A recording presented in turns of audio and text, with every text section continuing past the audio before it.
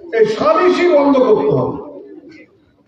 সালিশি করে আমাদের নেতাদের বদনাম হয়, তারা বিচারক না।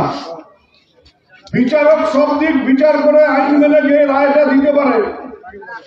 নবীরউদ্দিনকে রোলারের তলে চাপ দিলে পরেও সেটার অর্ধেকও জানে না, তাহলে ও কেন বিচার করতে যায়?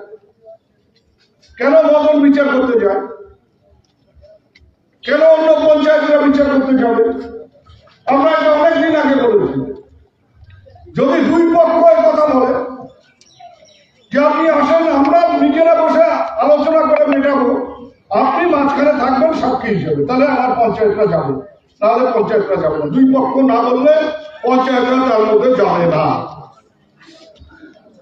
আর সালিশির পয়সা যার পাওয়ার কথা সে ঠিক মতো পায় কিনা সেটাও আমাদের কাছে নানা প্রশ্ন আছে। এই ওই মেয়ের বাড়িকে 2 লক্ষ টাকা না দিলে কিন্তু এই বিয়ে নিয়ে সমস্যা হবে। ওই 2 লক্ষ টাকা মেয়ের নাম করে তুলিয়ে আর এক মেয়ের বাবা পকেটে ভরে, কেন? দরকার নেই। আর যদি খুব সমস্যা হয় আমার কাছে নিয়ে যাবে।